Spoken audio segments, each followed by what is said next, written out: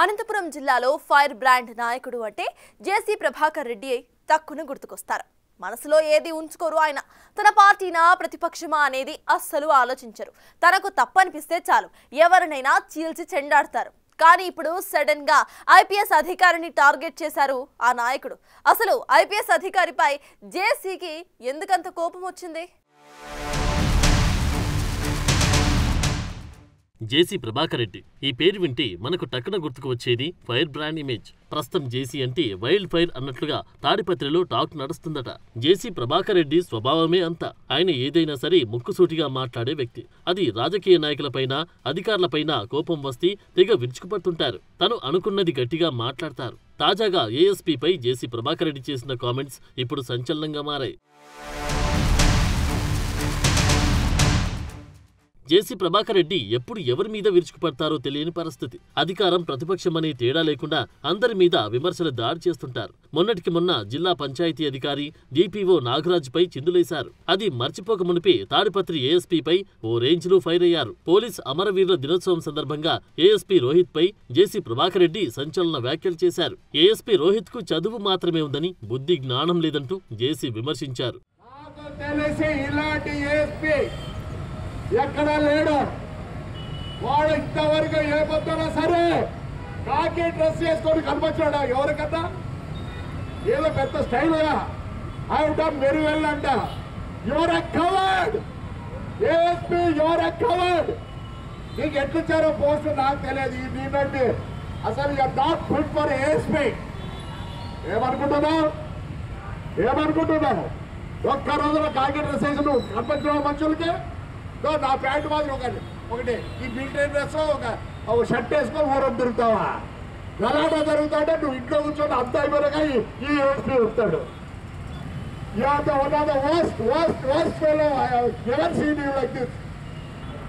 అని స్టైల్గా చెప్తావా ప్రెస్ మీట్లో? నేను వచ్చిన తర్వాత క్రైమ్ తగ్గిందంట. నువ్వు వచ్చిన తర్వాత కాదు క్రైమ్ తగ్గినది. తెలుగుదేశం వచ్చిన తర్వాత క్రైమ్ తగ్గింది. నువ్వు ఎస్ఐ సిఐ లేకపోతే పోలీస్ కానిస్టేబుల్ పోతే బయటికి రాలేవు. You don't know how to respect people.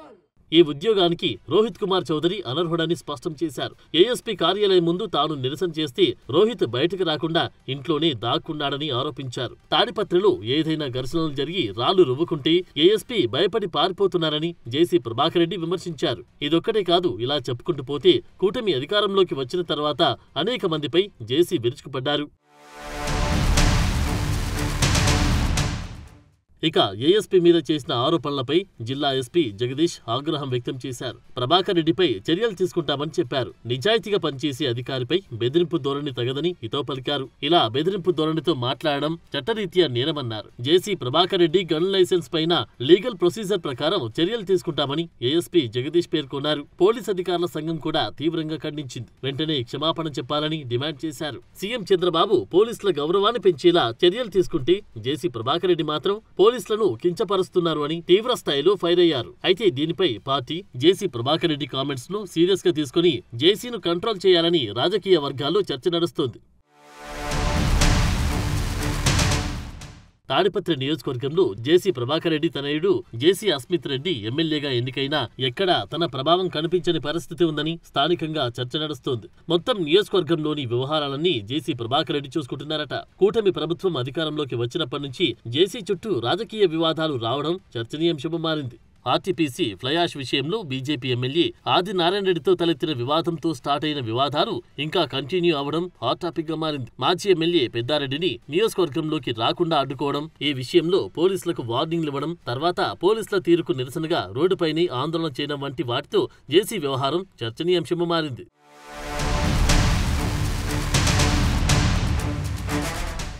తాడిపత్రిలో జేసీ వ్యవహారం కాస్త కొంత ఇబ్బందిగానే ఉందని టీడీపీ శ్రేణులు అంటున్నాయి. అధికార పార్టీకి చెందిన ఎమ్మెల్యేకు తండ్రి మున్సిపల్ చైర్మన్ గా ఉన్న జేసీ నిత్యం ఏదో వివాదంలో టీడీపీకి కొంత తలనొప్పిగా మారిందని టాక్ నడుస్తుందట. తరచూ వివాదాలు రావడంతోనూ సీఎం చంద్రబాబు కొంత అసహనం వ్యక్తం చేసినట్లు కూడా టాక్ నడిచింది. జేసీ ప్రభాకర్ రెడ్డి తన పంతా మార్చుకోకపోవడం, తరచూ వివాదాస్పద వ్యాఖ్యలు చేస్తూ ఉండడంతో టీడీపీ అధిష్టానం ఆయనను కట్టడి చేసే విషయంలో తర్జన భర్జనలు పడుతున్నట్లు గుసగుసలు వినిపిస్తున్నాయి.